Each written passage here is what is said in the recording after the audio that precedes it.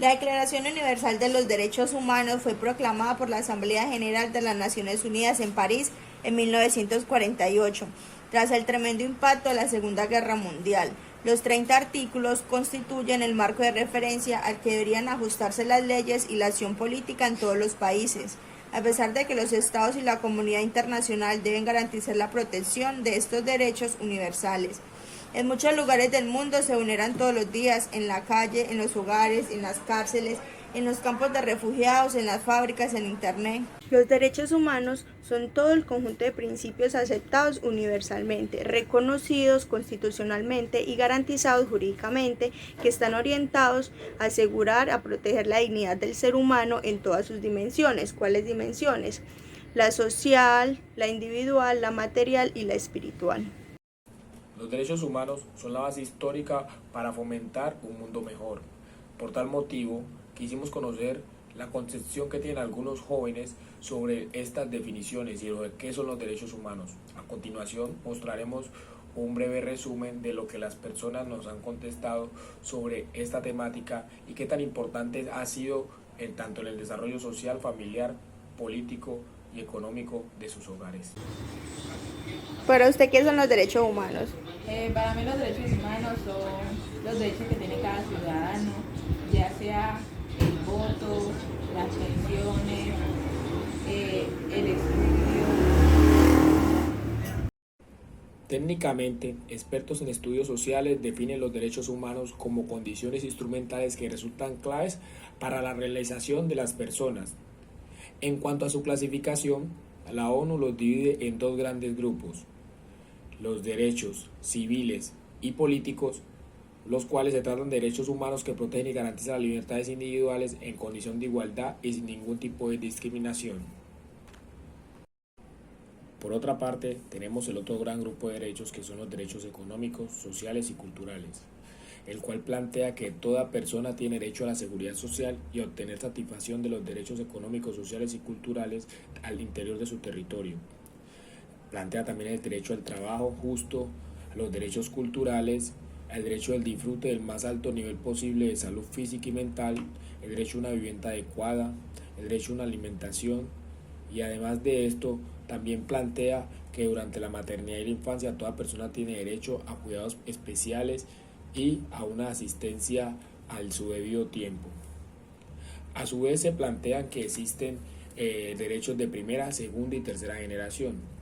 Como dijimos anteriormente, los de primera generación son los derechos civiles y políticos, los de segunda generación se conocen como los derechos sociales y los de la tercera generación serían los derechos del pueblo. Se puede resumir diciéndolo de tal manera: primera generación son derechos individuales, los de segunda generación son derechos sociales y los de tercera generación son derechos más colectivos, pensando en la masa. ¿Qué es el derecho internacional humanitario? También llamado derecho a los conflictos armados o derecho de la guerra. Es un conjunto de normas que trata de limitar los efectos de los conflictos armados, protege a las personas que ya no participan en los combates y limita los medios y métodos de hacer guerra. Este derecho regula la relación entre los estados y se encuentra integrado por acuerdos denominados tratados o convenios, lo cual hace que se reconozcan como obligatorios y como principios generales. Este derecho aplica en situaciones de conflicto armado. No reconoce si un estado tiene derecho o no a recurrir a la fuerza. Los que son sin carácter internacional se enfrentan en el territorio de un mismo estado, los cuales son las Fuerzas Armadas Regulares y grupos armados disidentes. Se aplica una serie de normas más limitadas, en particular las disposiciones del artículo 3, común a los 4 convenios, y el protocolo adicional 2.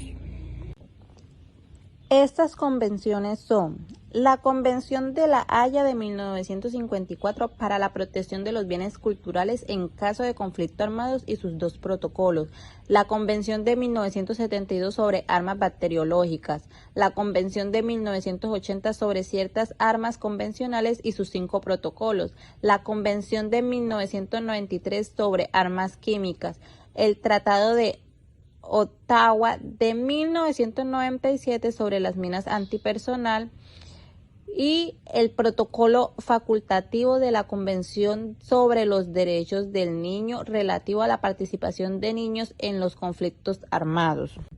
¿Cuándo se aplica el derecho internacional humanitario? El derecho internacional humanitario aplica solo en caso de conflicto armado y distingue entre conflicto armado internacional y sin carácter internacional. En los internacionales se enfrentan como mínimo 2 estados. En ellos se deben observar muchas normas que figuran en los convenios de Ginebra y en el protocolo adicional 1. ¿Dónde se encuentra el derecho internacional humanitario?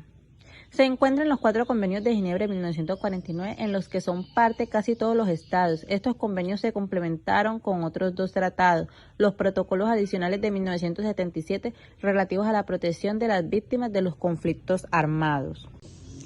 ¿Qué cubre el derecho internacional humanitario? Cubre la protección de las personas que no participan o que ya no participan en las hostilidades. Una serie de restricciones de los medios de guerra, especialmente las armas y de los métodos de guerra como son ciertas tácticas militares. Protege a las personas que no son parte de las hostilidades como lo son civiles. ¿A qué restricciones están sometidos los medios y métodos de hacer guerra?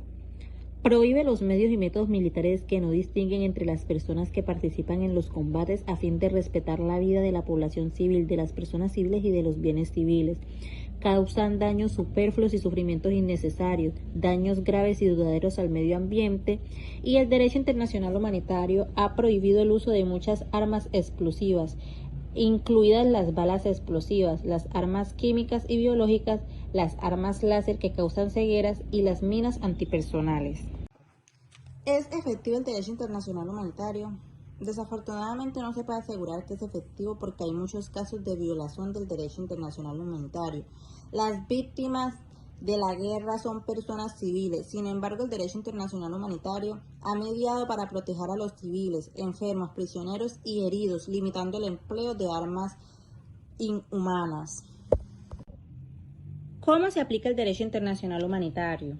Los estados tienen la obligación de dar a conocer las normas de este derecho a las respectivas Fuerzas Armadas y al público en general.